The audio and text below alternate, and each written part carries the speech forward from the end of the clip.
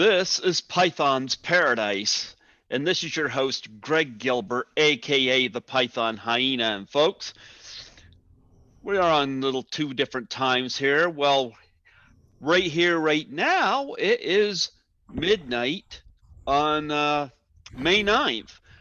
My guest, however, is still stuck in May 8th. What? But I need to raise this.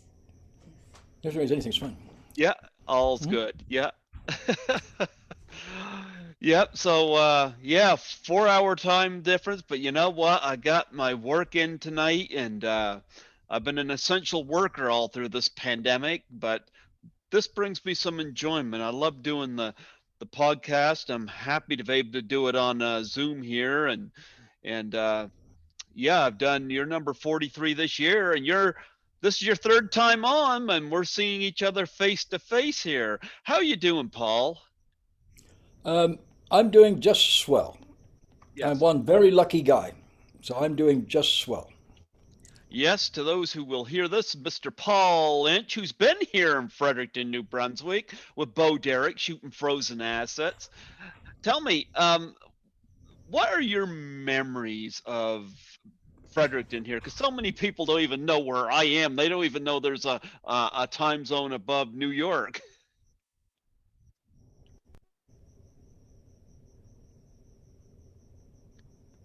Hello? Uh, I think yeah, something's going to write Shay.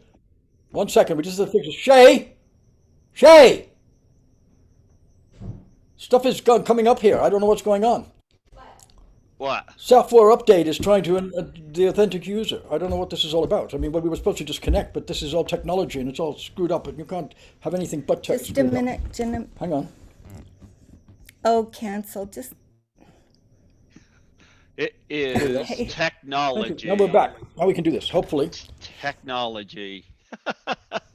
No, it's all made for 12-year-olds, and I have no Can I interest in just it. read this? Yeah, what? Oh, okay. It's all made for 12-year-olds who have nothing else in their life, and I don't see that they have much of a future, quite honestly. Yeah, it is a little frustrating. Actually, if it wasn't for my uh, brother Andrew, I wouldn't know how to do any of this.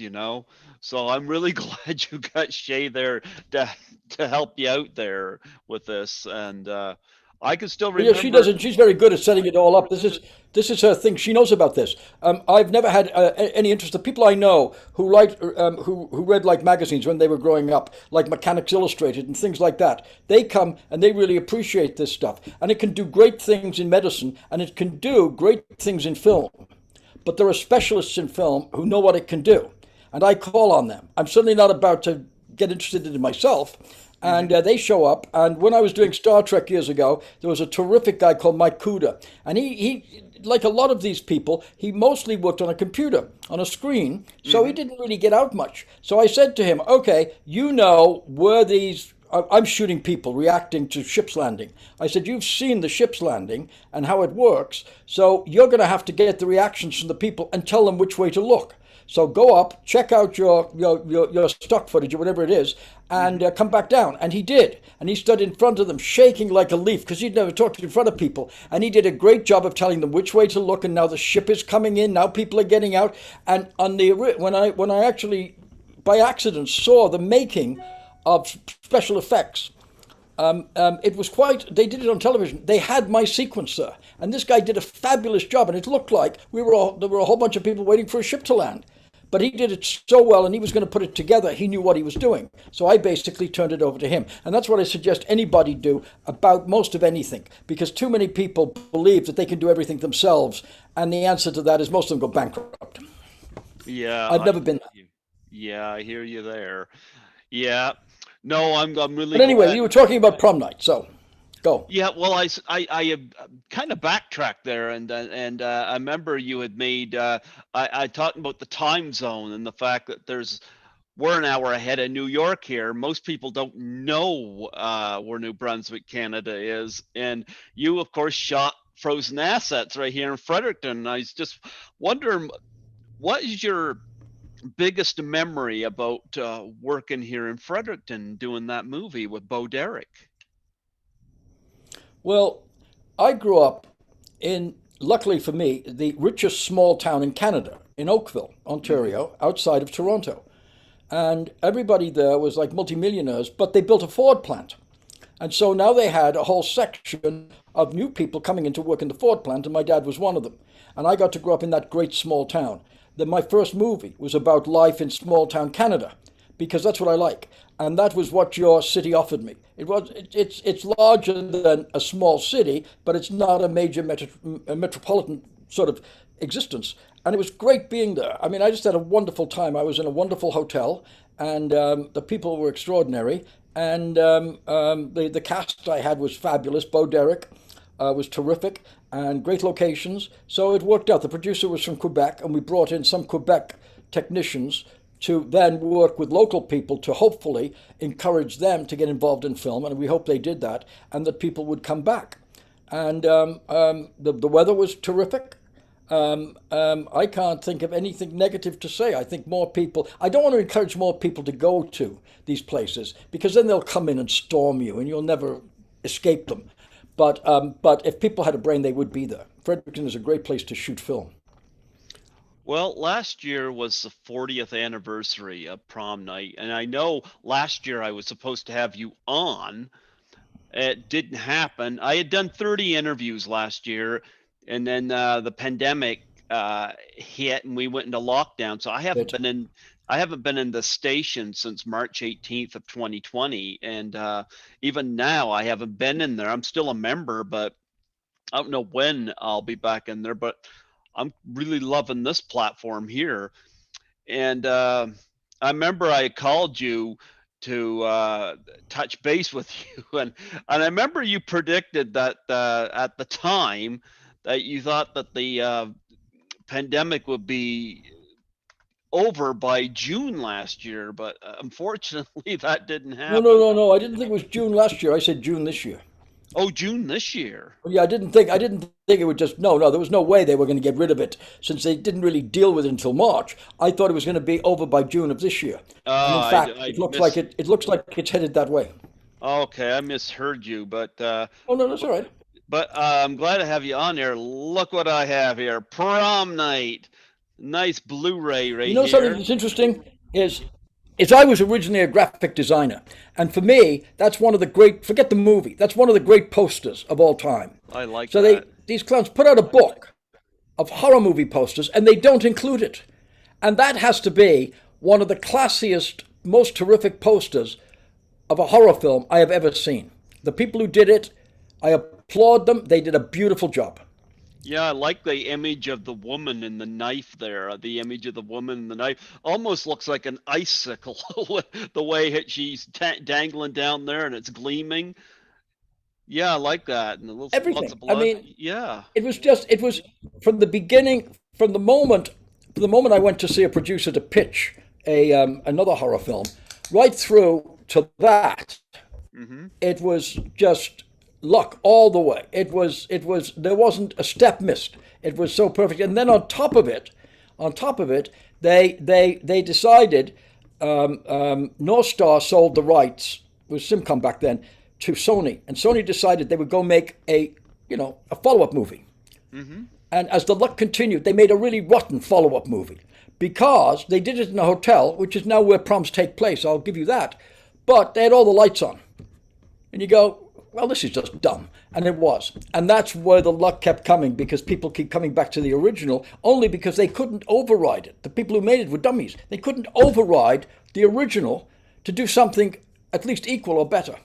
So I'm very happy that they did that because this is the one everybody plays and they think of, and it's very nice. And a lot of it is the memories they have. A friend of mine's son is in Stranger Things, and Okay. it's one of the big successes on Netflix. And one of the reasons it is people started when they started watching it were recalling their teenage years in the 80s because that's the kind of film that they would go and see. There were a lot of those, the Goonies, things like that. And Hmm. that's why it started off well. It was a great series, and now it's going to the moon. But a lot of people who saw Prom Night were going back to the time when when they were dating in high school and they were taking girls out, and everything had a marvelous kind of rosy effect in their mind, and the movie fitted into that. and they've been nice enough to come out for various things. They do a prom night in a movie theater here. Every prom. They didn't do it this year, but they did it last year. And all these people came out and dressed up, and they're all older now, but they all were reliving a great part of their life. And that's terrific to know that you were part of something that people could enjoy and keep enjoying because of the memory, you know. That's the residual effect of an interesting movie. Well, I met Paul Zaza. I got his autograph right on here. He was at Horror Great Rama. musician. Yeah, I got his autograph. I haven't got him on the show yet. I'm going to eventually reach out, but um, yeah, I got his. I Also, were you talking to Carl Zatra? Did you get Yes, Carl I on? did. I Carl did. Zatra? And Yes, I yes, I thought you did. have. Yes, And it's funny because and they both worked on the music for that. I have forgotten that he had done this too, because I did bring Prom Night with me when I met Carl. I got him to sign Black Christmas and Curtains and movies like that. Well, But Bob Clark discovered the brilliant duo of the two of them. So I can't yep, take any credit for that. He discovered them, and then they came and did this amongst many other films, and yep. they were just the best. They were terrific. But if I do meet Carl again, I'll definitely get him to sign this. Absolutely, Yeah, you know. Yeah. Hopefully they'll that Chris Alexander will get you to Horrorama one of these years in Toronto. That would be great. oh yeah. I mean, once all of this is over by the beginning of next year and people are flying, yeah, sure, no problem. By the way, did I tell you about the most successful, by luck and timing, Hmm. person who came out of prom night? The girl who played Wendy. Oh, I'm trying to think of her name. The Martin Well, she girl. had two. She had two names. One was her original name, and then she joined SAG, and they changed. She had to change her name because there was a girl in SAG with her original birth name, and so she changed it. And I forget what it was that she became, but she played Wendy in the film, and I knew her, so I cast her as Wendy because her persona was that of kind of a Wendy person, and she was terrific in the movie and did a great job. But in the first film I made, the producer of Hmm. it, once we got the financing together, was very chuffed with the fact that he was going to make a film. And this was a film called The Hard Part Begins. And he went out and was celebrating in bars. He ran into two young women. And he told them he was a producer and he was making this movie. And they were interested in showbiz. So would he like to meet the director? Would they like to meet the director? So he brought both of them in. Eddie Benton was the name she used in the film. So he brought Eddie Benton and her friend to the house I was living in, and I met them both. Life went on. Her friend got a part in Hard Part. She didn't. She teamed up. She got interested and took acting lessons and teamed up with a Canadian actor. They both came to LA. They then would hang out where I was editing because Eddie's friend was, as it turned out, working as the assistant editor in LA on this documentary series that I was doing. And so I kind of got to know her and see her. So when prom night came along, I thought she's the perfect person for it. So it was. After prom night, she started working a lot. She did a series which is now a kind of a niche series called Sledgehammer. Hmm. It's Yep. on. It was a limited series, but it's very popular in genre. And she did that. Then she did a bunch of pictures for Michael Crichton. She met Michael Crichton. They ended up getting married. They divorced after 13 years, and she had a couple of kids. This is all because of her road into showbiz, Anne Marie and Martin. she Yep. met Michael because of that. Yep. And when they divorced, she got a farm in upstate New York, and I read that she got about $35 million. So of all the people to come out of prom night, I'm proudest of her because by rote of just meeting the producer of my first film and getting to know, coming out to LA with Art Hindle, a terrific Canadian actor, Hmm. that she got suckered into showbiz land, met Michael, who's a terrific writer and apparently a very nice guy, and it didn't work out after X amount of time, and she ended up perfectly. Her mother was also in the film. She played the mother of another girl. I forget the name. Jude. She played Jude's mother in the film. Eddie Benton. Anne Marie Martin was her original name, Yep. and Anne Anne Marie Marie Martin. Martin's mother played Jude's mother in the film. She was an actress. So That is that's one of the bonuses too, because I'm very pleased for her. That is actually my favorite sequence in Prom Night is when Amory Martin is being chased through the corridors and she goes into the mechanics room, the classrooms, It takes me back because I remember classrooms and shop classrooms like that. Things are very, very different today, but back then I remember this and I loved the fact that it was dark, and you could really she had a lot of like she wasn't killed off right away. She had a lot of uh fight or flight time in her sequence. That's my favorite part of the movie. Her going up the down the corridors into the classrooms, going down the stairs there with the railings. How long did it take you to shoot that sequence? I think we shot it over 2 nights. Mm-hmm. And the first night, it was the very first night that we started shooting. We used two high schools because Uh-huh. we were shooting at the end of summer. So the high schools were preparing themselves to get back to invite kids in. So they had to clean up the place. They had to do all sorts of things. So it was hard to find a school. Luckily, Peter Simpson, the terrific producer of this epic, brother had been a teacher in Don Mills. So he knew all the school people there. So they said, we could give you a week in one school Mm-hmm. off Lawrence, and then a week in another school off Don Mills to shoot it. So we took that deal, and in the first week, the first night of the first week, we're setting up to shoot, and the cinematographer did a great job.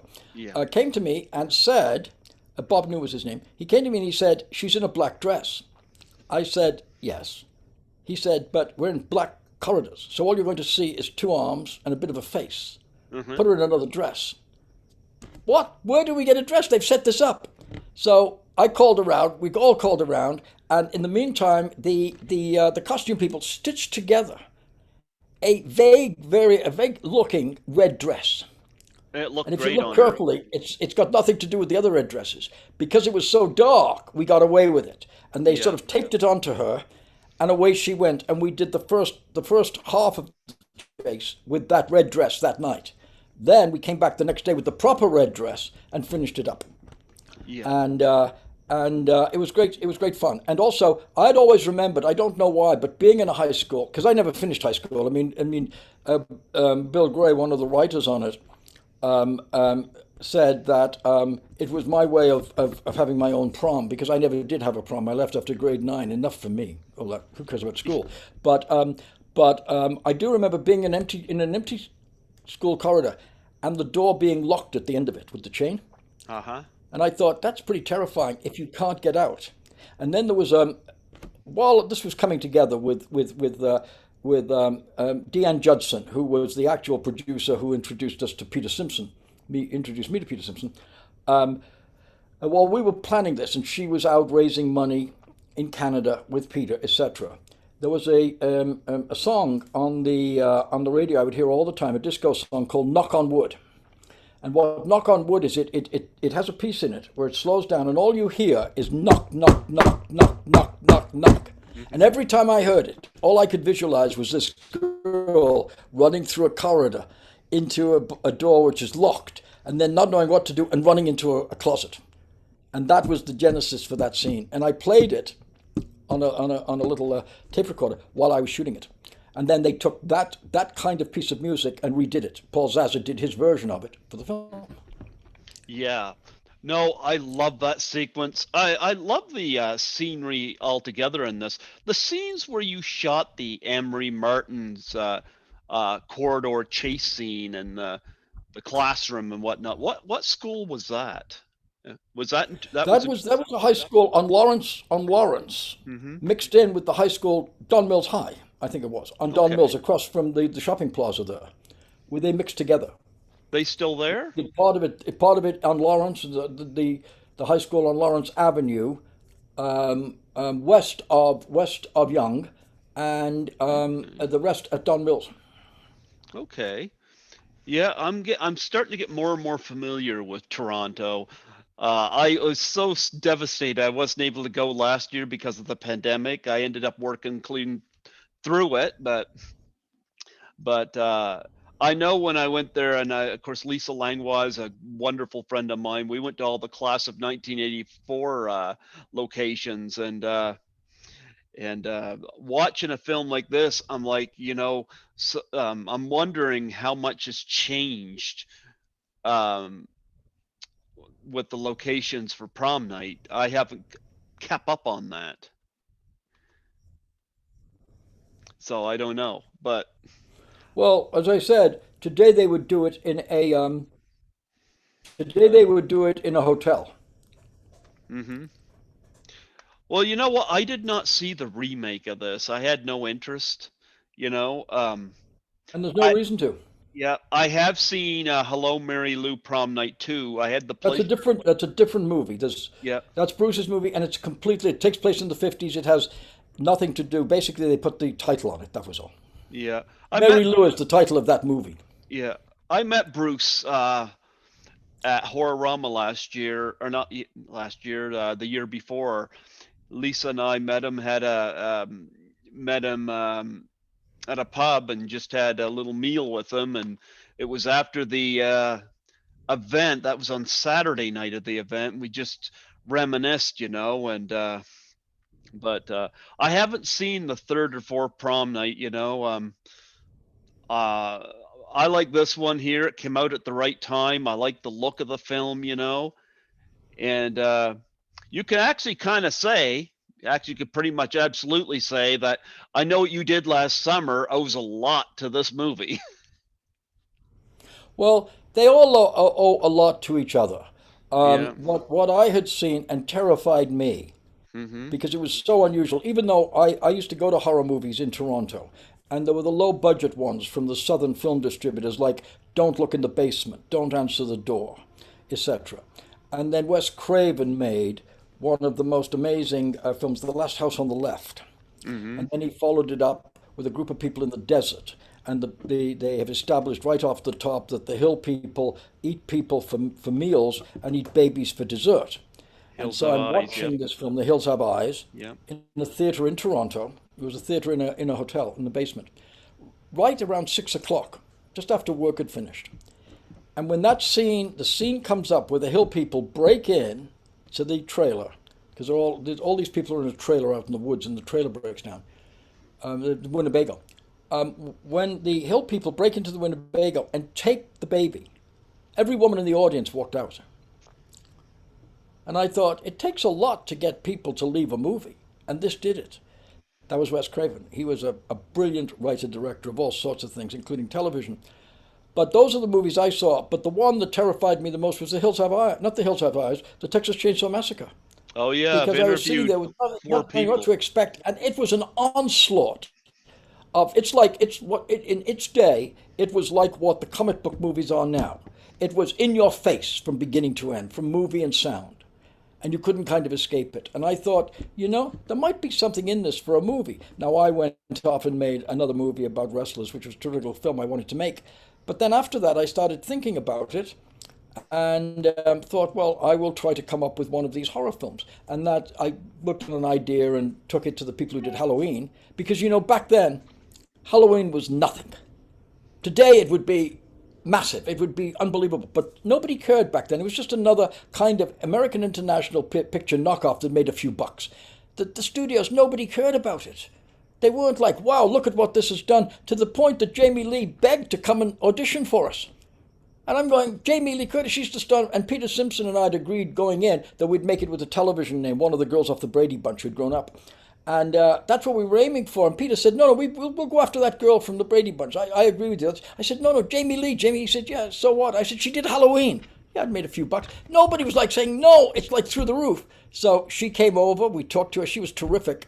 And then I was shocked. Peter made her audition to dance. I said, the girl can dance. No, let's see her. She came out. She did the dance. We hired her. And she is that film. I mean, she's 75% of Prom Night.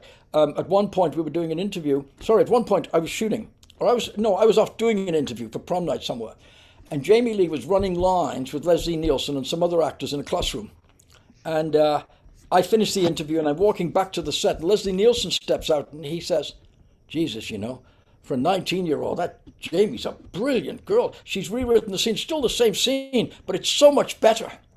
She was the Jennifer Lawrence of her day, except they weren't ready back then. They were ready for Jennifer Lawrence when she appeared now, but they weren't ready for back then. They really should have. Now, she went on to great success and great performances with Dan Aykroyd and all sorts of people, but she deserved bigger acclaim than she got, I think. Yeah, yeah. No, I love Jamie Lee Curtis. I like her in a lot of stuff she did, not just her horror films, but like A Fish Called Wanda, True Lies, stuff like that. You name it, she can do it. She is fabulous in every way and a very nice person and still to this day. And then I had the chance outside of a hotel once to spend time with their mother, who was Janet just Leigh. fabulous because Janet Leigh. And I didn't tell her at the time that, I saw her in the Vikings and I thought, I know I want to be in movies, but I really want to be in movies. But anyway, she was standing outside, and she had been in an Orson Welles film, and there was a famous story which she clarified for me, because Orson was playing a southern sheriff in the border between Mexico and California, Touch of Evil. and Yeah. Touch of Evil. Yep. And they had these actresses that were basically New York actresses, because that's what he knew. So he brings one of them out, and she's playing in character a biker girl. And she didn't meet Janet until they did the scene in this hotel room. They'd never met.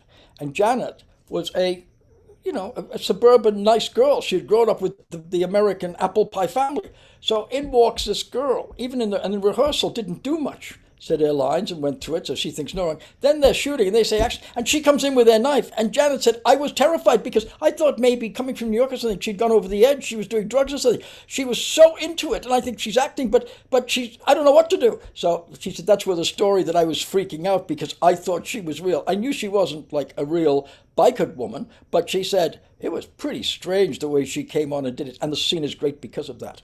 So I spent a nice time with her. I said I worked with their daughter and how good she was, and that was nice because Jamie deserved that. She deserves everything. She is so good even now.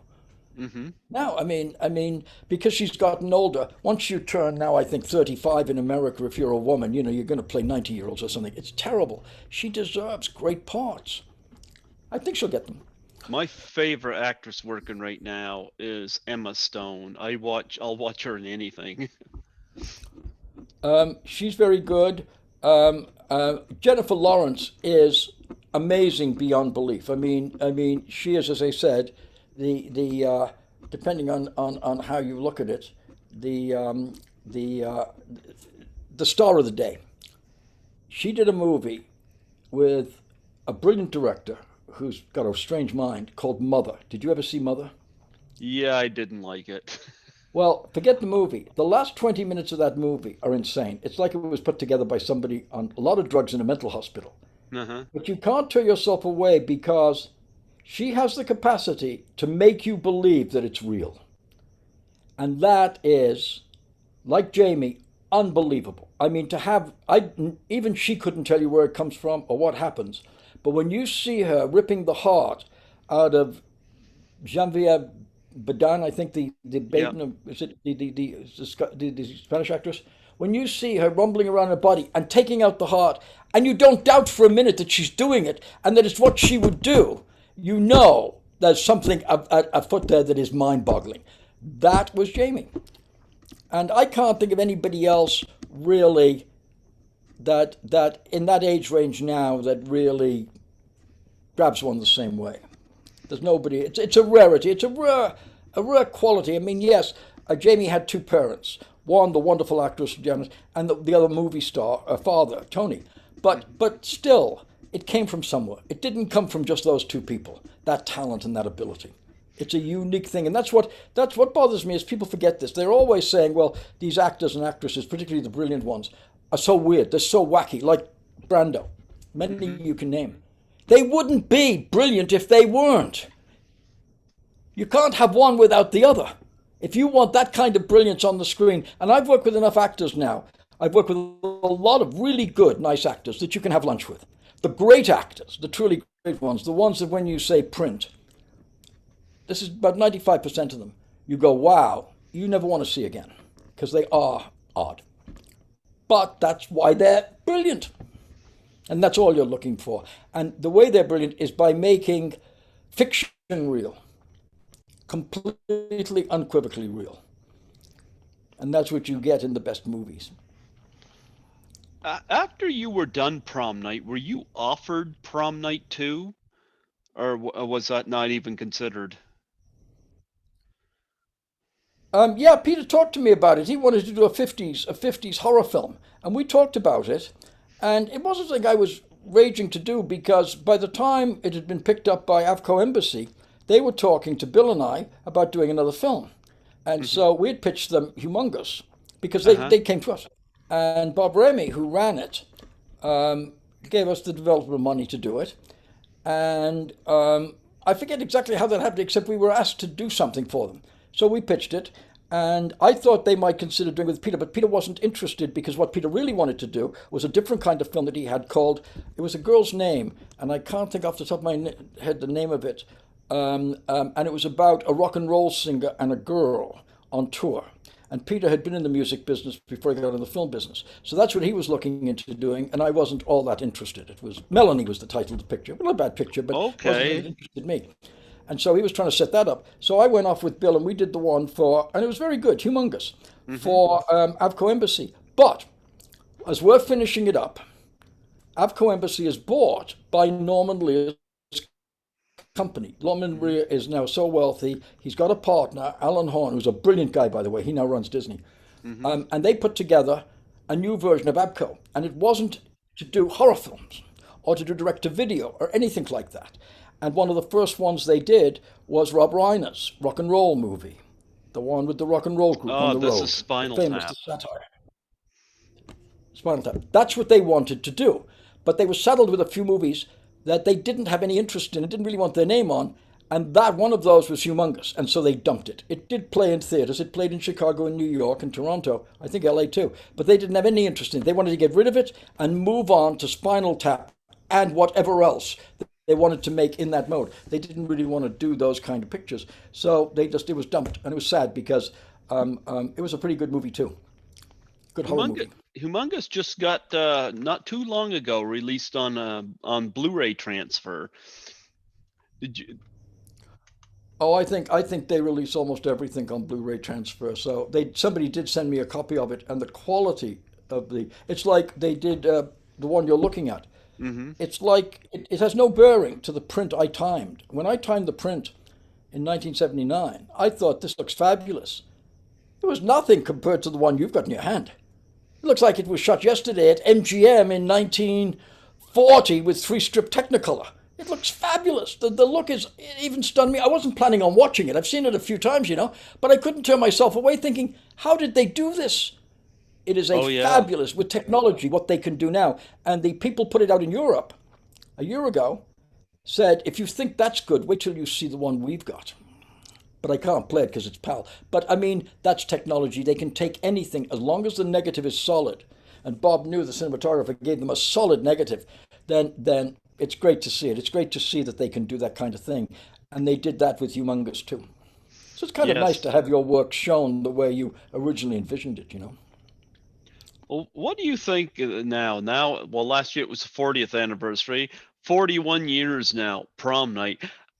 All these years later, like, what comes to your mind as you look back on that and all the time has passed? Is this what you're most noted for, or? Well, I mean, I think a lot of people connect me to it and like it, which is nice. But Hmm. also, it's kind of I fell into the niche market because there's an awful lot of fans of Twilight Zone, which I did a whole slew of the second go around in the '80s, where they Okay. had major name actors and things like that. They had the twice Academy Award winner Frances McDormand. I heard her in one of my Twilight Zones, etc. So there's fans for it. There's fans for Star Trek. There's fans for Xena, because I was invited to the Xena conventions. And the great thing is to actually meet the people who watch this stuff because they are the nicest people and they are almost as invested, if not more so than I was, when you come and talk to them. This is a very important part of their life. And I at first thought that, well, if you're interested in this kind of thing, you'd be interested in it. You'd want to be part of it. No, the fans don't want to do that. There are fans and there are movie makers. And there was a very nice young guy in Toronto, and he was a very good artist. And he was a big fan of, I forget what I had done, but I was doing something up there, and I got him to do storyboards for an action sequence. And I said afterwards, if you would like, I will get you names at the Directors Guild and turn you, because you should be doing this. Wasn't interested at all. Had a family. His hobby was these movies, and that was it. And they're fans, and it's very nice to meet them and see them. Now, a lot of people, I find this deplorable, but they go to these conventions and they charge these fans for a picture. I mean, I can't imagine any, unless you were like living on the, even if you're living on the streets in a tent, I would be hard pressed to charge somebody for, if they like what you do and want, and like it enough to want a picture of you, the least you can do is give it to them. Now, there's too many people out there shucking and jiving. You know what? Stuff It's like it. funny. I'm not going to name names here, but I had a guest on the show here back in 2017. Had a wonderful interview with him, and I reached out to him recently for to have him back for the anniversary of one of his films, and somebody representing him got back to me, and they wanted to charge me $800 for half hour, and I was like, I'm sorry, but I can't do that. I thought that was crazy, you De- know? no, deplorable. Deplorable is the word. It's deplorable. If somebody is interested enough to talk to you, and you Mm-hmm. can give them a little time, whether they're doing it for fun or because they're a fan, or even if they're going to make some money on it, if you're going to sell this and make a few $1,000s, do it. Do it and don't charge, you fucking assholes, because you were lucky enough to be in this business.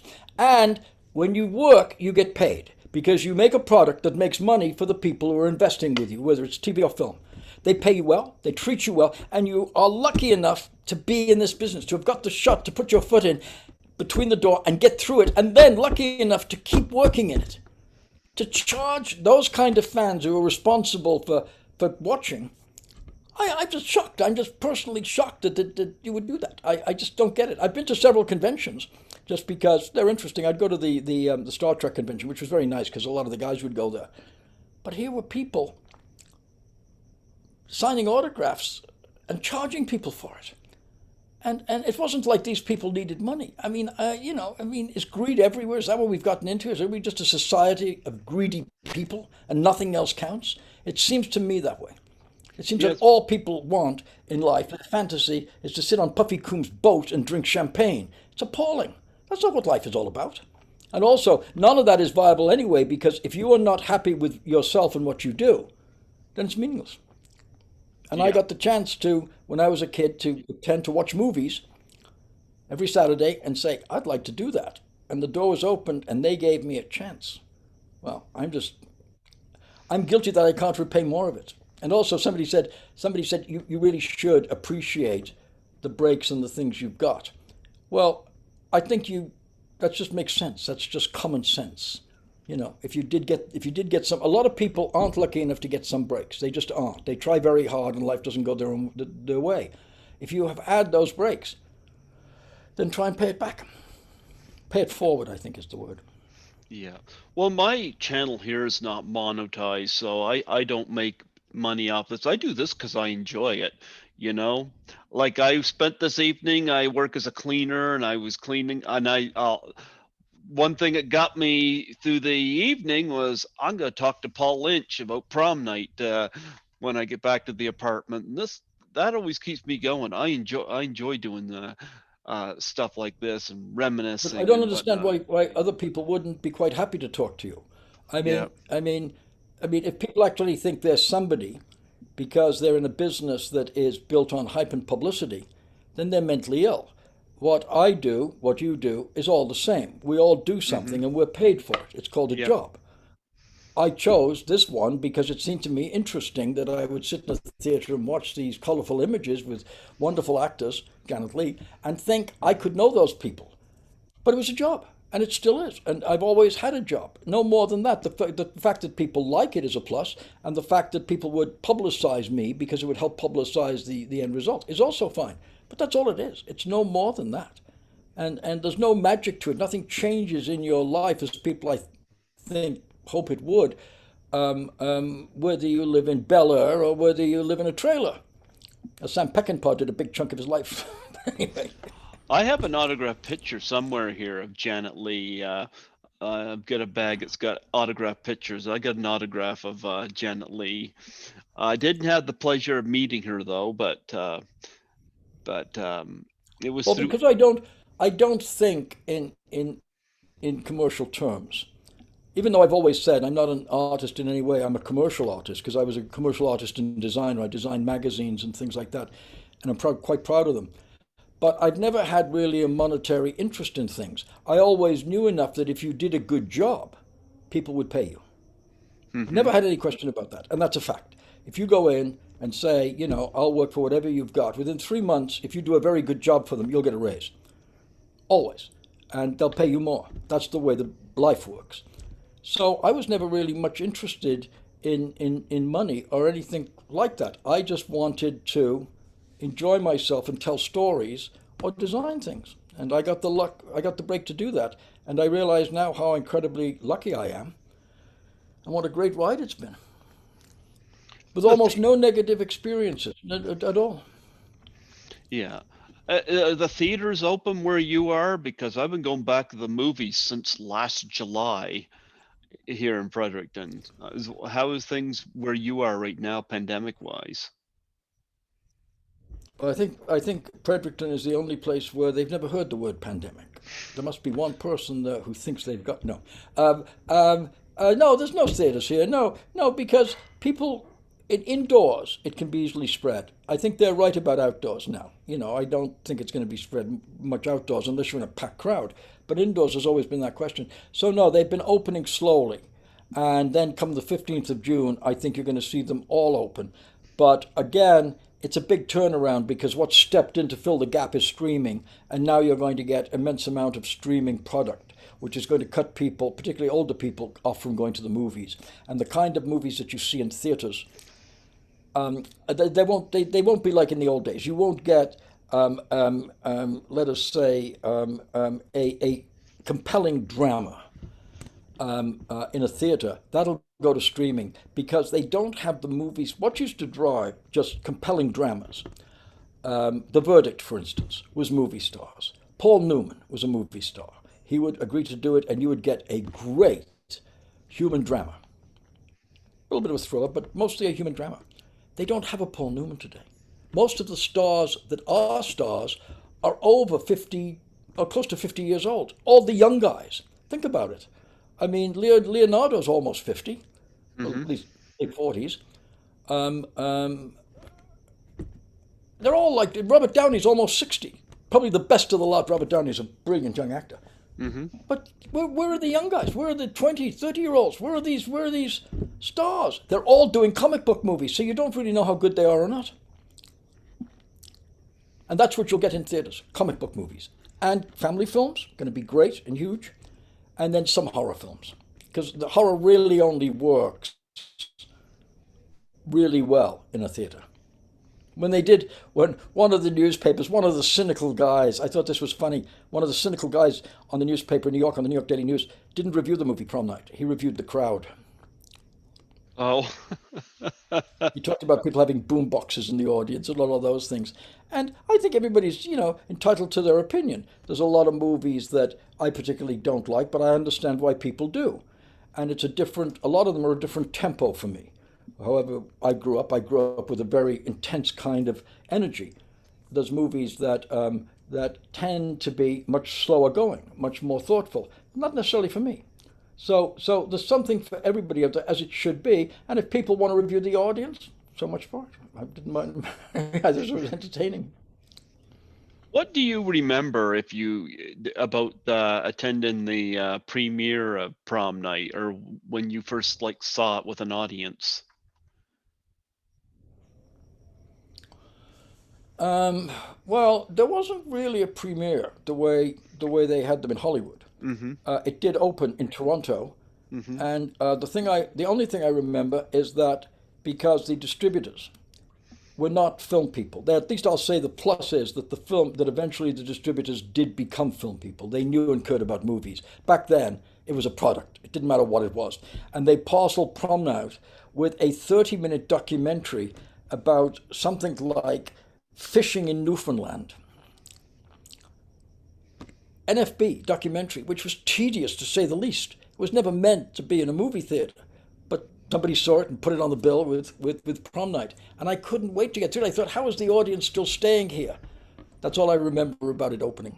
Then the movie came on, and I watched a bit of it and left because I was just crazed by fishing in Newfoundland or something. It was one of those. The National Film Board makes great films, but not too attached to Prom Night. You'd have thought somebody would have thought, well, they got a lot of films. How about one about teenagers? Or what about Paul Anka? They did a great documentary on Paul Anka. They could have put it up. No, fishing in New. No, I don't. So that's what I remember about the opening screening. First Do you day re- in Toronto. do you remember much about the because Prom Night came out in the boom of the slasher area, Yes. from that between 1978 and 1984, and there was a lot of slasher films, and Prom Night came out in the midst of a bunch of them in the night in 1980, and you remember much about the attacks these films? First of all, these people that blame movies for crimes, I think people have got problems already if already before they watched a movie. But nonetheless, do you remember much about these Well, attacks? I no, but I think it is quite reasonable to say that the movie can't drive somebody to doing something. If somebody is unbalanced and happens to walk into a movie, it might slightly encourage them. But what you don't want to do is introduce them to new, new and unusual ways of killing and dismembering people, Hmm. because that might stay with them. That could stay with somebody. So I think one has to kind of realize the limitations of the weaponry you use Hmm. in those situations. But I don't think it actually turns anybody to just go out and become a killer. No, people are mentally unbalanced, so you've got to be careful of that. And there's a lot of them walking around, and if they come across something or something is offered to them wherever, in an ad or they see it in a window, once in Toronto in the middle of winter at midnight, five guys were getting very excited, freezing to death, looking in the window of a kung fu store, watching a movie silently on a TV set where everybody was kung fuing everybody else up in Hong Kong. And they stood there as I walked by and I left. And I thought, that's not good. When people are freezing to death, watching a silent movie in a window in a store that's got swords and things, that can't be good. Going to see a movie, I think, for most people, and they, even if they have some kind of problems, it's not going to do anything. But you don't want to introduce them to some bizarre weapon. Then they'll go. If they are going to do something, they'll use it. That's all. Do you think Prom Night introduced anybody to Bizarre Weapon? Well, no, nothing that you couldn't get anywhere at any time. I mean, what came way after Prom Night, which is unbearable, are all those high school shootings where people were going Yeah, in with AK-47s. I mean, I yeah. don't know. I mean, AK-47s appeared, so somebody thought they would use them. And you don't back down from an AK-47. I mean, I assume that if you're going to do something like that, that's where you start. You go and you get a gun. You don't actually do something where you're going to. In England, because of the less guns, a lot less guns in England on the street, then they tend to use knives. You tend to see that a lot. A lot of people will be knifed in London. That's not a good thing, but at least there's a chance you can survive. They ain't picking up AK-47s, which really should Yeah, be banned. I mean, come on. I agree. I hear this excuse, and I don't own any guns, but I'm not against a person owning guns. But these people that make arguments about hunting, you don't need an AK-47 to go hunting. That's Well, just it's the reverse. It's a reverse of that. It's a reverse of that totally because if you are really a hunter, it is the skill of taking that shot and killing that animal. It's not slaughtering them. yeah. Now, I imagine there are people there are, morons who will go out and take an AK-47 and slaughter it and say, look what I did. But that's not hunting. That's not anything. That's just being a maniac. If you're actually a hunter, not that I agree with that, but you are doing something which takes a skill and everything else, so you take it out with one shot. That's all you need, is a rifle with one shot. You don't need an AK-47. That's where it all falls down. And there was no indication to, and they've never been able to beat that in America, where everybody should be armed. Fine. But when they had this on the books, it was like the 1700s or something, and people had a one-shot rifle. So fine. They've had a one-shot rifle in Canada for years.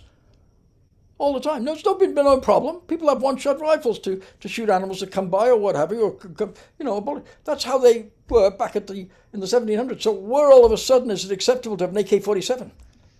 Well, maniacs. Yeah. And gun companies don't want to make money. Absolutely.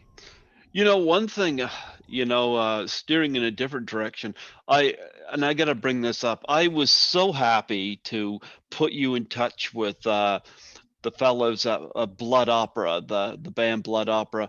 I had met them at Horrorama in 2017, the year Lisa Langlois first invited me, and she's done some videos with them, and I met them then, and I met them the year after. It was in 2019 when I showed up there. I really got acquainted with them, and I've had them on here a couple times, and Chris Cooper, the lead singer, he was so beyond thankful, and I was happy to do it, but he was so beyond thankful when I even suggested you, and he was so happy to have you come on there and do that segment. I love the fact, I admire the fact that they weren't going out and performing in public. They were doing these videos with all their lighting and their costumes, but they were streaming it so that people could watch it and nobody could be affected. And they had their skits and whatnot, and they had you and they had Bruce Pittman from the Prom Night series on there, and he was very, very gracious, and he just was said a huge thanks to me. In fact, he told me to do a video on my show, and he put it in the commercial section of the video, and I was just honored. But he was so happy to have you come on the Prom Night videos that he was doing. Talk about your experience with doing that.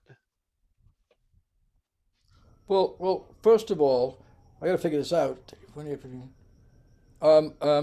He was born 35 years roughly after me, and he grew up around the corner from where I grew up in Oakville, and he went to the same school. He went to the same high school. Now, he went there for 4 years. I went there for one and then switched high schools for one more year and then repeated grade 9 and then left. But he was an Oakville guy, and he knew all about Oakville. So I said, why not? And then he lives in Hamilton, where my sister and her husband live. So it was like Oakville and Hamilton. I mean, call me anytime, whatever I can do. And a very nice fellow. And he's got this niche market, which is heavy metal music and horror. And they seem to go hand in hand. And I think they have gone hand in hand since the late 80s and early 90s, when VHS kind of came into big time in independent horror films. And so a bunch of guys now, if they go out and they make a film for very little money with an iPhone camera, back then they were doing it with everything from a hand-wound Mattel little video camera to a small video camera, which wasn't small then. I mean, it was about this big. But they would make those films, and then the music would be heavy metal. And I think that's where it started to go. And then it grew from there. And there seems to be that combination and a big swatch of fans for those kind of films, which are unique in their own way. If there are slasher films, then there are these films. They're different. They're not necessarily slasher films. There's something else, etc., because everything is a niche now, everything. And mine, Prom Night and Humongous, were never set out to be slasher films. They were thrillers.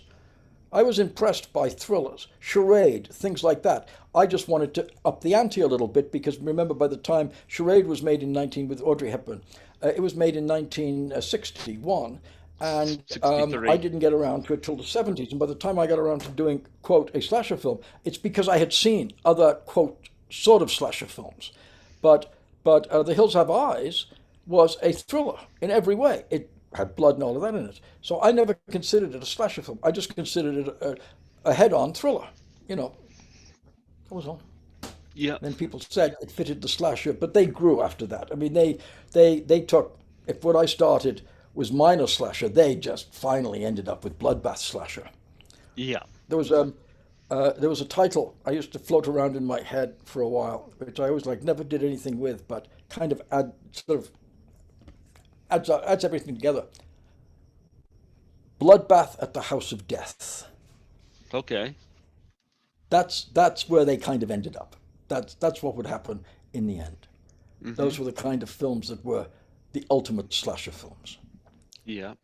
And now you've got a new thing going on, which isn't slasher, it's action, but a John Wick, the Keanu Reeves series of films, are non-stop action. They are the next step for action. I mean, Mission Impossible, the comic book movies have a lot of action in it, but John Wick is unrelenting. That's what happened to thrillers, to people in Jeopardy films. They just went too far. I mean, they went right over the edge to bloodbath time. I had the pleasure. I That's a saw niche. I saw Blood Opera perform 2 or 3 times in Toronto last time I was there. They put on a really good show. It Yeah, I had fun. I had a lot of fun, and but I do need to ask, do you have any projects that you got coming up that you're working on? Well, I'm working on a couple of things, but people are not really, except for star-driven things or comic book movies, people are not really putting together independent films much at all. There is the odd one, but it isn't like on a normal year by any means, where there's many producers you could go and talk to and put things together. It's been cut back big time. The studios are making films, big budget films, because they can afford to spend the rest of the money needed to avert the pandemic. And then you've got the films that are made for under maybe $400,000, which are all independent. And they can make them so fast and get in and out that if somebody does get sick, they're moving on. There's nothing in the middle range, or very little. And therefore, when this is over, come the beginning of next year, I think you will see a huge uptick in production, particularly in Canada, because there's a lot of films ready to go, but nobody's really going to make them yet because of the scare factor that they might have to close down and the amount of money they have to apply to anything over $300,000 to be safe from COVID. Yeah. That's all. Well, I So noticed whatever plans I have will have to wait until we're sort of back in the scheme of things. And then my thing is most of them will be made for streaming. They won't be made for theaters. there is a credit that's you have under pre-production with Sybil Danning, uh, It's a picture. It's a redress. picture she's got. It's a picture she's got um, um, about an insane nurse, Okay. and it takes place in a hospital, and it's a very good script. So I said, sure, if she can pull it together. It's Sybil Danning, and she's kind of the anchor, and then some new people around her.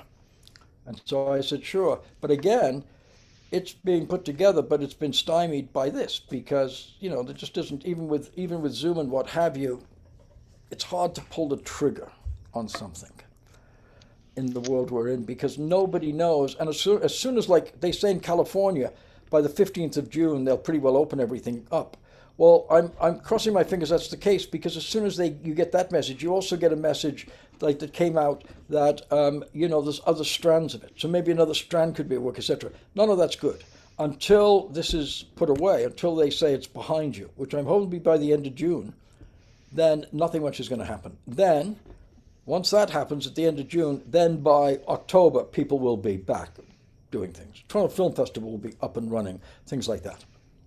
And a lot Oh, of I'm deals were hoping. done at the Toronto Film Festival, etc. And that's what you depend on. You can set it all up down here, but you need to meet people and do all of that. And that's the only thing. So sure, as soon as it's over, I'll be back. I had a great time because I made to just and it, remember that even when I was doing all of this, I was doing it because it was like a well-paid hobby. Since I started out when I was a kid, I had hobbies that paid me money, so I never needed money. I was lucky that way. I was a cartoonist, and out of luck, the Toronto Star picked me up and was paying me to do their cartoons, etc. So I've never done it for that, and I got a chance to do, but not big bucks by any means, but to have a great time, a Christmas movie, which is Mm-hmm. floating around for Christmas, and then a terrific little thriller with a deranged mother and her daughter who she wants to win the dance contest, a dance moms kind of movie, and it was great fun to do. And it's on streaming somewhere because now the problem is in the old days you could say it's on NBC or you can get it on DVD. Now it's streaming, and I have no idea what streaming channel it was on, but for people who are into this, I did an interview like this with 20 people, and one of them said, "I saw it on streaming," so Mm-hmm. it's out there. That's nice. I am trying off the top of my head. The title is escaping me. The one you did with Roddy Piper. No contest. No contest. Yeah. No contest. Yeah. I'm Shannon still. Tweed, very underrated person and performer, because she just had something. She wasn't Jennifer Lawrence, but she was certainly close. She would walk out and say lines, and the character would take over. She was fabulous, but because of that, she never took it seriously. She was married to one of the guys from Kiss, who was a zillionaire, and she was Mm-hmm. just having fun like I was. But she was so much better than that. But it didn't matter because they're not going to give her a major drama to do, and it was Yeah. unfortunate because she could have done anything. So we had her, and Roddy Piper was in it, and who were the other two guys? Robert Davey and Andrew Dice Clay. Robert Davi is a very underrated actor. He's a great actor. He really is. If you give him a character to play, like when we first talked, we talked about who this guy would be in the movie, and he ran with it, and he did a first-rate job. And Andrew Dice Clay was a sensational villain. And interestingly enough, comedians, really good comedians, can either be comedians or villains. They can't really be leading men. It's very rare that happens.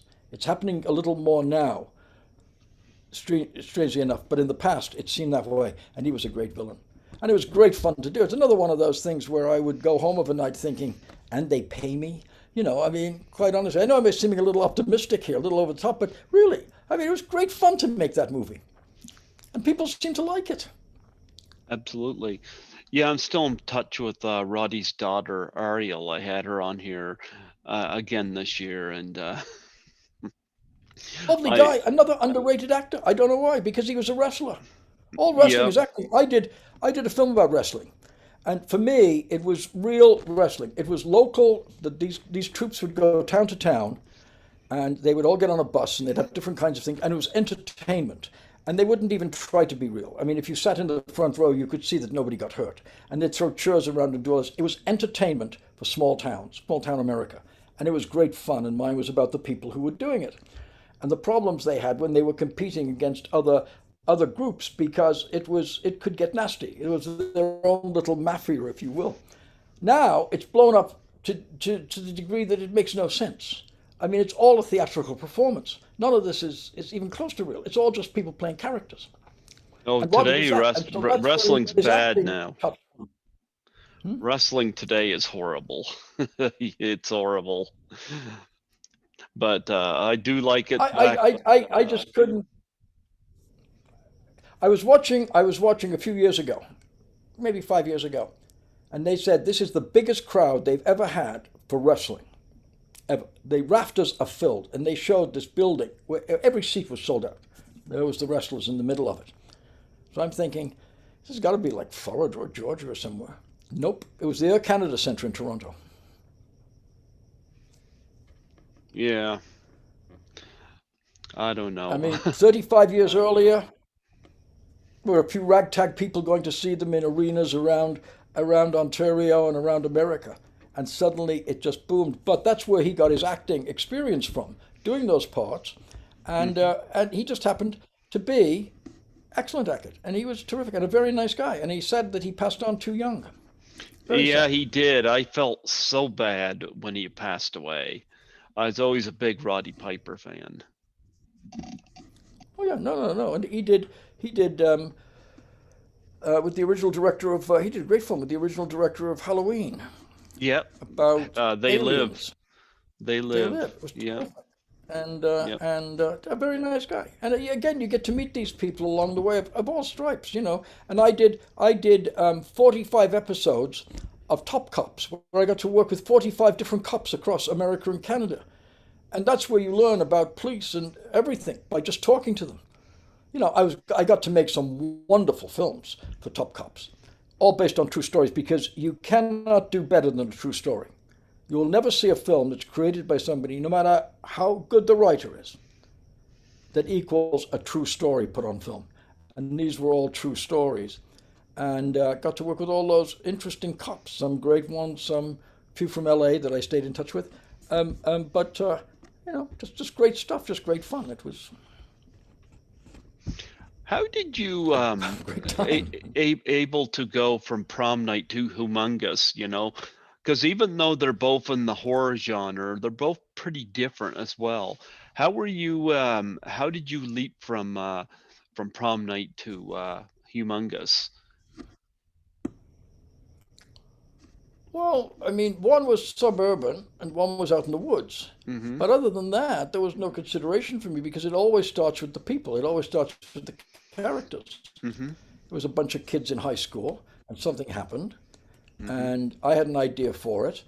And then I met this terrific writer who went on to have a huge career in soap operas and did very well with a great life, I think. And he had had experiences as a teenager that he Mm-hmm. brought to bear on a story that he had. It wasn't a horror story, it was just a story. And so I sat with him and we took some of his characters and whatever and melded a story together. And he created the original story for Prom Night. And then he worked with Bill Gray on the script, and Bill Gray wrote the script because he'd had huge experience. And this was this guy's first chance, first real script that he had done. He'd been at USC um, in the film department, and did a great job. After that, then Bill and I sat down and said, well, you know, what if you were to take this group of people and put them in a boat and send them to an island, etc., and this is the setup? And I said yes, because the people themselves were what interested me. Do you have memories of Janet Julian? I remember her in this film well. Again, a terrific young actress, wonderful. Had done a couple of films by the time she did Humongous. Then Mm-hmm. she did a couple of films afterwards, and then she went for whatever reason. Because remember that I sat there and that became my life. Show business became my life at 10. Because I bought a book on actors and my mother made me take it back to the bookstore. But that was going to be my life. For a lot of these people, it wasn't. It was just a job they did. And for her, it was a job she did, and she did it very well. And she got bored with it, and she became a very good teacher in a Montessori school in California. And I ran into her several years later, and that was it. There was no other interest. She did what she did. She was very good. She did a great Abel Ferrara film about gangsters in New York. And Okay. she just said, you know, I want to do something else. I've worked with several actresses like that who were sensational. I worked with a girl in a comedy I did. And, you know, maybe she wasn't getting the part she wanted or whatever. And she decided to go to law school and became a lawyer. So it's not, back then I was always really thinking how odd that somebody would do that because after all, show business is my life, but it isn't everybody's life. So, Yeah. so that was the upshot. So she was a very nice, terrific girl and did a great job in the film. But the story I tell about the film is that the guy playing the lead creature in it, Mm-hmm. playing Humongous, was this very big guy who was a wrestler. He was on the wrestling circuit, whatever that was those days in Canada. And he was very large, and he drank a lot of beer. But a very nice guy. But this night we're going to do the big burning scene where he gets set on fire. Mm-hmm. And it takes a long time to set up so that we don't set him on fire with bars of flames both in front of him and behind him. And when you shoot it, it looks like he's on fire. So it took so long that he drank a lot of beer, a lot of beer. And when he came out, all he had to do was try to survive We put up the farmers, and away we go. And he's doing fabulously well, and he's screaming and doing all of this stuff, and it's just fabulous. And I keep it going for as long as he'll take it. Then finally we run out of film, and we cut. He says, "How's everybody doing? Is everything okay?" So we get him out of the water and all of that. And then the ADs discovered that he's all burnt backwards and forwards because he got too close to the flame bars. But that's when he would freak out because it would touch him. But he was so drunk he didn't know that he could have been on fire. And he Oh, gave an wow. extraordinary performance. And we took him away and put salve on all his wounds and all of that and gave him another couple of beers. And he was fine and a very nice man. And so that was my major. And the other thing is, while we were doing that, while we were setting up to shoot, there was a guy kept screaming from the distance. And it was going to interrupt some dialogue we had. So I said to the assistant, would you send somebody over there, wherever it is, because it looks like you have to go on a boat, because we were in Huntsville, amongst the islands, and just ask them to calm down, or could they not scream and shout so we can record sound? Okay. So the guy goes away, and we prepare the burning scenes and all of that. And then he comes back with the guy. And the guy comes running and says, thank you, thank you, thank you so much. And the guy takes him away. And I said, what's he thinking? He was stuck there. He'd been stuck there on the island for 6 hours. He couldn't get off it. So he was screaming for somebody to help him. And we answered the call. And Oh, there's a great story I'll tell you, which kind of sums up all of this in a way. The writer of The Graduate yep. takes a girl to see The Graduate about a year after it's opened in a movie theater. Buck Henry, And right? Buck Henry, and he Yep. takes her to see this movie, and it starts and it's all out of focus. And he's been telling her about it, and she's heard about The Graduate, and he's the writer, and he wants to have a good night. So he goes up to the booth, and he tells us on I think the Tonight Show, and he goes up to the booth, and he's looking around, and there's nobody in the projection booth. The film's just rolling on out of focus. So he goes down the corridor, and he's looking around, saying, "Is there anybody here? Is there anybody here?" And he turns a corner, and he opens a door, and there is the projectionist screwing an usherette. He closed the door. He came back. He went down. He took the girl. He said, "We'll come back another night." And he said to Johnny, it hit me then, how important are movies really?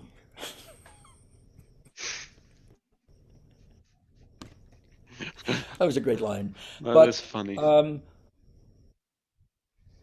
so, they're great to do and it's great fun to make them. And then John Borman said, it's a serious business that should never be taken seriously. When you see these super serious people, no, it's a great fun business, even if you're doing something very serious. I mean, I saw Bergman being interviewed by Dick Cavett, and he was quite a fun guy in reality. The vision you get of him is obviously a vision they came up with in Scandinavia to sell him, because the real guy was talking like I'm talking to you, even though his films were really dark and what have you. There's a great story about him in which his wife at the time was an actress in his films, and he would wake up, and she claimed he would have nightmares. And she said he would come down over breakfast and tell her the nightmare he had, and she knew she was going to star in it. Wow. That's pretty good.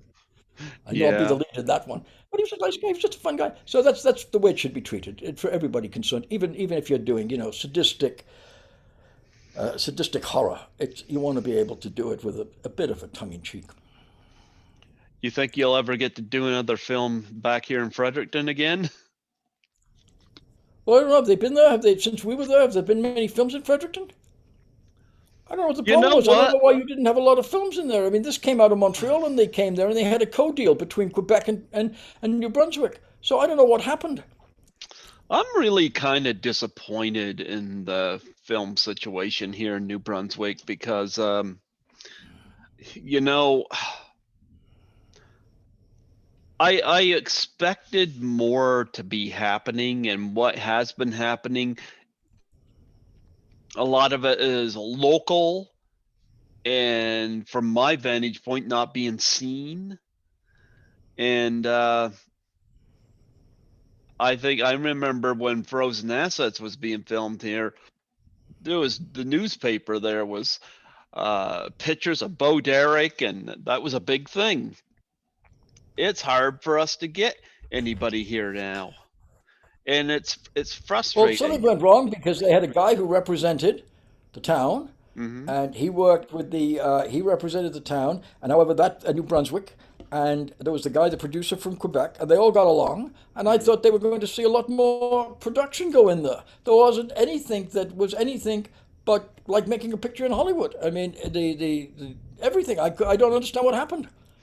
I know Somebody.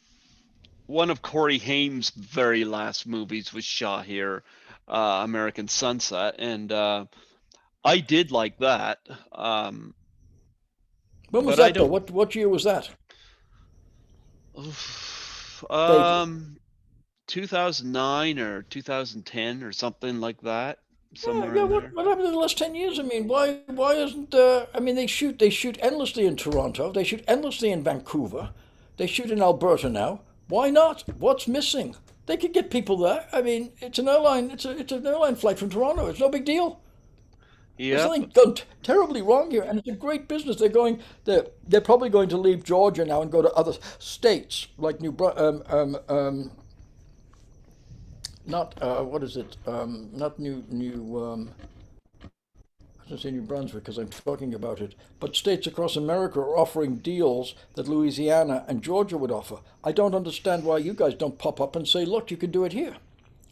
Yeah. I don't know. I mean, it was a great place to shoot. I mean, anybody who was on that film, or probably on the Corey Haim film, would say the same thing. Nice people, very easy, particularly easy to get around. I mean, you can Mm-hmm. get from A to B in 5 minutes.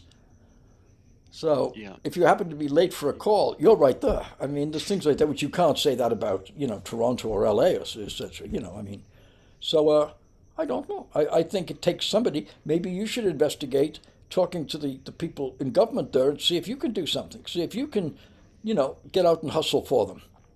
Because that's all it takes. It just takes one person saying, we can bring business here, and then trying to make some contacts in California to get the studios to listen. That's all it takes. That's all it takes to put somebody on the map. Well, here's one thing that frustrates me.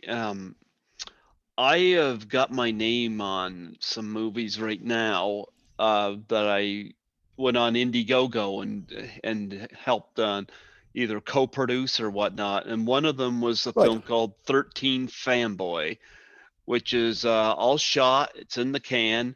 It was shot in New Mexico by Debbie Sue Voorhees, and it's called 13 Fanboy because it's basically it's taken alumni from the Friday the 13th franchise and having them stalked by a crazed fan. And I got my name on this film. And anyway, I when I was trying to decide whether I wanted to be associate producer or co-producer, I didn't know what the lingo was between the two, and I had called one of the uh, film places that will remain nameless on here, and I asked about it, and then I asked them. I said, "Do you think 13 Fanboy could play at the local film festival here?" And the response I got was, "Are you starring in it?" And I said, "No, I'm not an actor, but I mean." We had Joe Medject here, and he didn't star in Ghostbusters, you know. And they didn't seem interested. I took that as a slap in the face. It's like that they it's like New Brunswick film is it's New Brunswick film if it's in their clique, I guess. That's how it come off to me. But if But there's no clique, if there's nobody making films there, well, I think it's because right? I wasn't a member of their group or whatnot. That's how it came off to me. And I thought it was about making films in New Brunswick. Now, I don't think the Friday the 13th franchise is gone with the wind, but it's still one of the biggest horror franchise out there. I just gave that franchise a New Brunswick connection.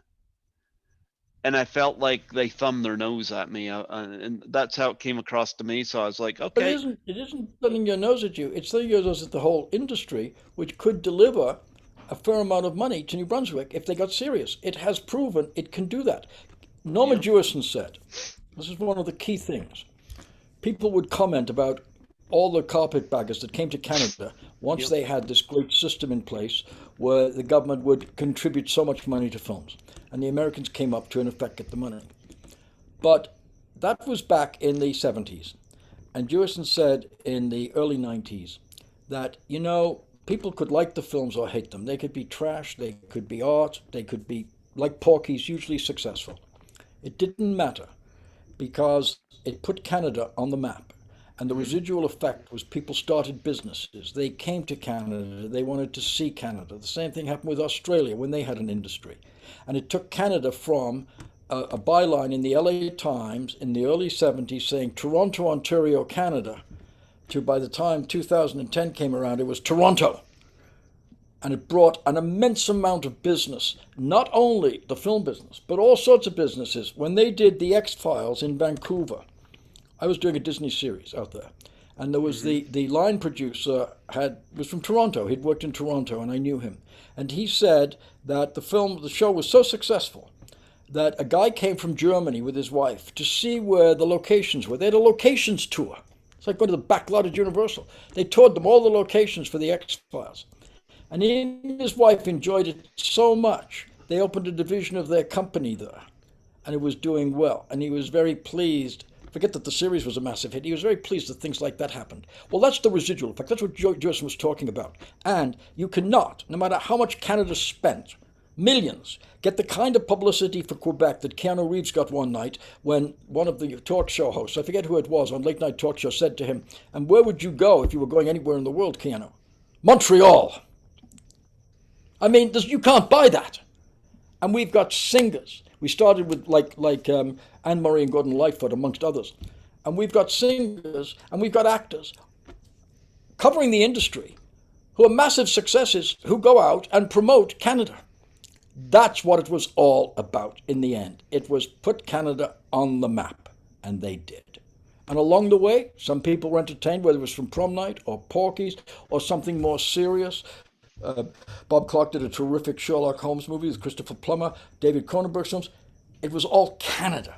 And now you can't avoid Canada because the whole of the CW network down here is shot in Canada. They shot in either Toronto or Toronto or Vancouver.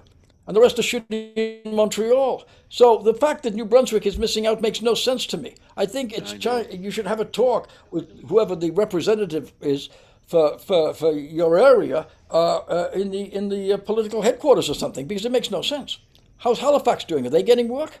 I believe so. Yeah, I believe Well, so. then I have I no just idea. I mean, I've been I'm around under life the long enough to know that if somebody goes in to the premier and talks to him, you might get some traction because this is a big business and it's going to get bigger.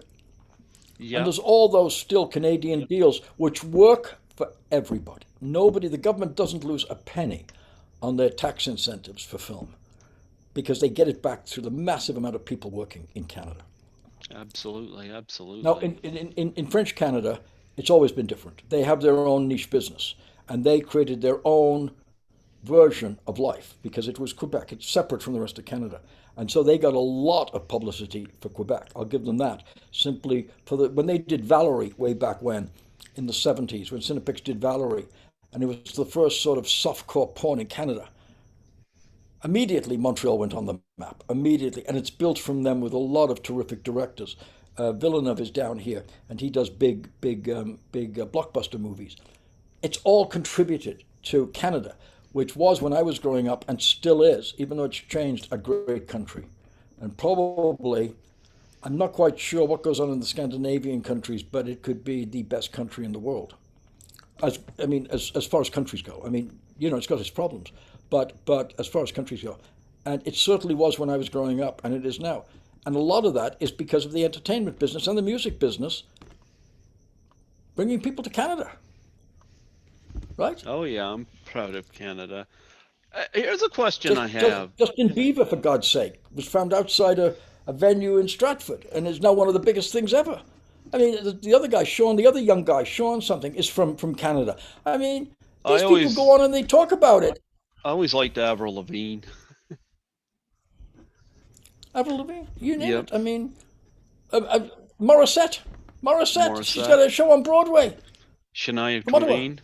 Come on. Wherever you turn around, it's Canadians, one after the other. But Here's a why aren't they going to New Brunswick? I think you have to have a discussion with the premier and on it one-on-one say, why don't we bring some business here? Are things going so well? There's so much industry there they don't need it. I don't know. I don't know. I have a question about the poster here, Shoot. the cover art. Whose idea? Who came up with the cover You art for know, this?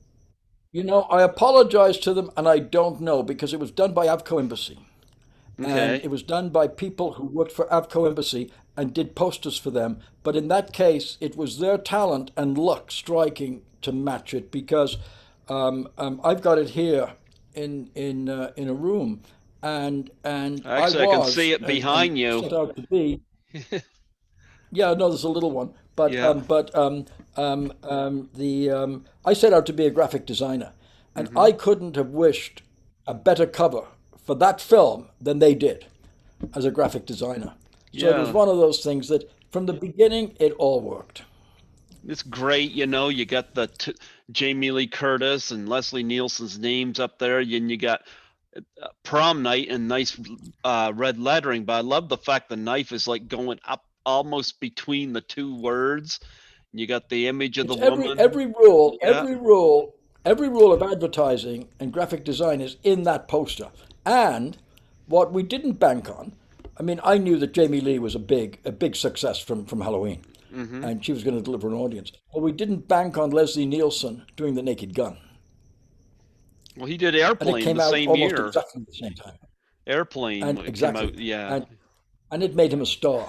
So Yeah. we had two major stars, and I had wanted Leslie for a previous movie, but we couldn't afford him. And in retrospect, as great as an actor he is, and I mean, I've worked with him a lot, and he was a wonderful guy and a wonderful actor and could do most anything. It seemed that from the moment he set his foot in Hollywood, he was successful. He never stopped working in television. He was in movies, horror movies, romance movies, all sorts of movies, television, all sorts of things. He never stopped working. So he was a big success even before The Naked Gun. Okay, he was too much of a success for the character in the I didn't know at the time, but that I was doing. So when he turned it down, we found another actor who was on his last legs. I mean, he was an alcoholic and he didn't have any money or anything else, and he was the character of this cowboy singer in the movie. And the character in the movie and him came together to give a riveting performance. So much so that in those days there was a very intelligent, is the word I would use, magazine called Saturday Night in Canada, and Uh-huh. they were so impressed with his performance they put him on the cover of the magazine. I mean, I'm thinking this movie's got good reviews and people like it, but this is too much. The cover of a national magazine because he was so good because he combined both. And that's the best that's the best acting you'll ever see is when you get somebody who is living the life and they're playing a character like that and they have this magic, then it soars beyond anything. And that's what Donnelly Rhodes did, and he passed on recently. And after we did it with him, he never stopped working again. And I think in Vancouver, if you were making a film and it had an older man in it, let's say past 60, you had to hire Donnelly because he was in everything they ever did. Again, a bit of luck. But that was what it was. And as good as Leslie was, he couldn't have been as good as Donnelly because it wasn't the backbone of him. He was successful. And he was the guy you see as a person in Prom Night or in Airplane. I mean, that's him as a human being. And he had his little Absolutely. fart machine, and he was just a great guy. And then I did a terrific episode of a thriller series for HBO that in those days they had the cable awards, the cable ace awards, and I got the best director award for it because he was so good in the Ray Bradbury series that they Hmm. did, and was completely different to the guy in Naked Gun or in Prom Night. And then I worked with him on the Perfect Canadian series, the one with Paul Gross, the Mountie, Oh due yeah, I south. remember that. Yep, due south. He Yep. played he played he played Paul Gross's father. Hmm. So we had fun there again. I Absolutely. mean, it's hard to reconcile as you get older that they've paid you your whole life to have fun, but you've never had to grow up. I've never had to since I bought that book on movie stars when I was 10, actually grow up and be an adult. I can just, I have my little collection of film books here and live in my little fantasy world, of which I keep thinking, I've never had to leave it. I mean, that's really, and I don't think I deserve it, so I don't know. Your guess is as good as mine, but touch wood, I'm okay. And we'll Absolutely. get through the pandemic, and hopefully you can go talk to the people in New Brunswick and see what they've got to say, because there's no reason in the world production can't be there, unless there's something we're missing, unless they've done something that just takes them out of the equation. But I can't imagine what it would be. They were very helpful and enthusiastic when we were there. That was a terrific shoot. Yep. You know, Yep.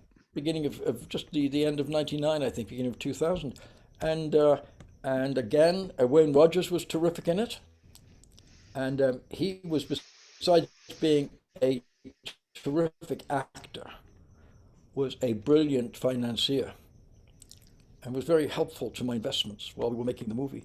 And there was Bo Derek, who was far beyond anything anybody can know about it, because she was a real pro and very smart. Because of the part she became famous for, it was very unfair.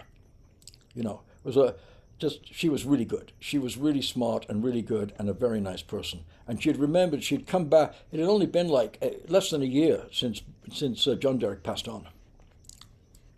Yep. Yep. And she's So there was beautiful. no Yep. downside to it. We had a great time with everybody there, and the movie certainly stands up. Yep. Yep. Well, this one certainly stands And up, what's and nice, I was having. yeah, I was gonna Yeah, say and this it's one still. everybody. Life really only works if everybody that you work with, or the bulk of them, can succeed along with you. If you Yeah. just succeed, everybody else doesn't go anywhere. That I just don't think life works somehow for me. And a lot of the people who were involved with me along the way, like Anne Marie Martin, have done by default very well. And there's been a lot of those people. A lot of the actors have moved on. Keanu Reeves, I did the first movie he did, and he's off the charts now. But he had that charisma and that charm when I worked with him, and he's played with it through his movies. But it was always there. That kind of thing. So the people have been, they've gone on and done good things. And I always had people come out and watch, because like you, they were just interested in the movies and how things were made. And several of them have gone on to direct PAs and things like that. And one guy runs pretty well everything the CW does in Toronto as an executive producer, and he was a PA for us years ago. So it's kind of nice. It's all worked out. But I do think you should investigate, since you have the platform to do it, or at least a piece of the platform to do it, why more stuff doesn't come to New Brunswick. I'd be the first to say, yeah, it should be there. So there you go. You may have a new career ahead of you, because it only takes somebody to stand out and do that, to stand up and ask the question, even to the local reporters in the newspaper, why isn't there more film production here? What are we doing wrong? And then I'll be quite happy to give you some names of people down here if it's any help to you. Oh yeah. Consideration. Yeah. But now it's late for you. What time is it? 11, 12, 1, 2:30, 3:30. Yeah, we're Is it 3:30 your time? 3:30. Yep. 3:30. Well, Yep. again, if you want to do this again or anything, just give me a call and I'll let you go to sleep now, unless there's any other questions I can answer. I can't think of anything other to tell you about Prom Night, except let's hope that sometime after the middle of June, where you are won't be a problem, because somehow virus isn't a word you people know. Thank goodness. But hopefully, given that situation, people will be having proms and they will use disco music, which is very big in Europe, and I'm hoping will reassert itself here one day. I'm optimistic. I still play it. I still love it. You know My what? music. I got nothing against disco music, and I've actually heard a critic say that the disco music dates this movie, but it doesn't bother me at all. I mean, I love all kinds of music, like Saturday Night Fever is one of my favorites, and that's full of that kind of stuff. So I mean, Well, I owe I've met him a couple of times, John Badham, and I told him, I was quite happy to homage him, because that dance sequence owes a lot to John Badham and Saturday Night Fever, where they dance on the dance floor. And I said, I don't mind, as long as I do it well, borrowing something from somebody if it'll work for me, if you don't mind. And there was a whole thing with Wendy's chase and all of that, and going through the automobile shop, which was a homage of a series of short films that Dan Curtis had done for ABC, and he did one called Bobby. And Bobby was a little boy in a house who terrifies his mother and chases her all through the house. And I saw it and I said, I'll just take that and use it in the film. And the writer was a terrific guy. I later worked with his daughter, and I said to make sure that she tells him how thankful I was he did Bobby, and I stole it. One day I show up on the set and he's there. He'd come to visit her in Vancouver. And I said, yes, I did. And he said, you're welcome to it. You are just being a director, you are an orchestrator. I mean, it's like, I've been all my life, not necessarily a creator, but orchestrating other things. When I was an art director, I would find a photographer and I would find certain things for photo shoots and things like that. So you're orchestrating to the best. And if you're going to see something and homage it, you do it. And that was very nice of this gentleman, because he said, no, I love Bobby and Dan Curtis, and any fan of his is I'm with. So I didn't mind that you took it. So I said to his daughter, I'll give you a copy of the film and he can decide. But it's things like that have worked out quite well. And disco, I still play, because the problem I have now is like two of the great entertaining movies of all time, well, three of them. Paddington Bear for kids is fabulous, but the Mamma Mia movies, they're just fun. They're like going to what people went to movies for when there was silence with a piano player. They were a fun experience with great people that you wanted to watch and enjoy for an evening.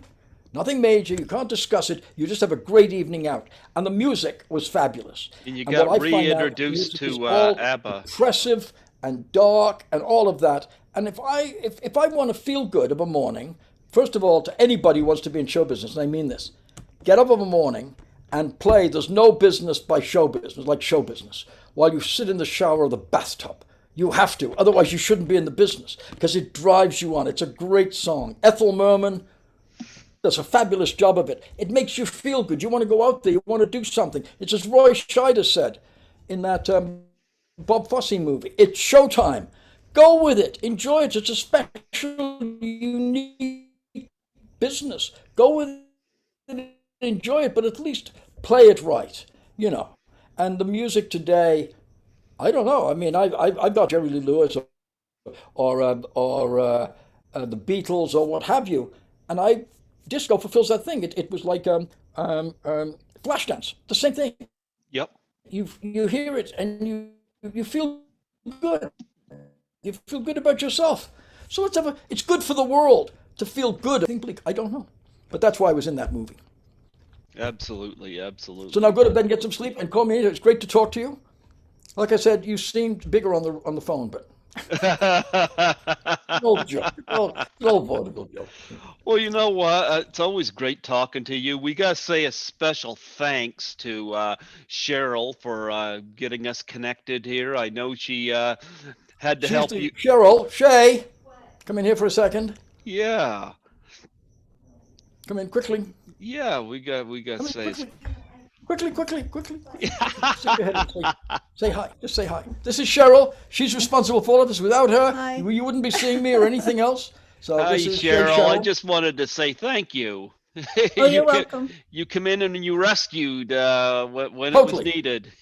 Okay. This is my third time having him on the show, but my first time having him like this. So I'll be happy. I'll be happy to be back. And I want to tell you, 100%, I can operate a phone. I can pick up a landline phone and talk to you.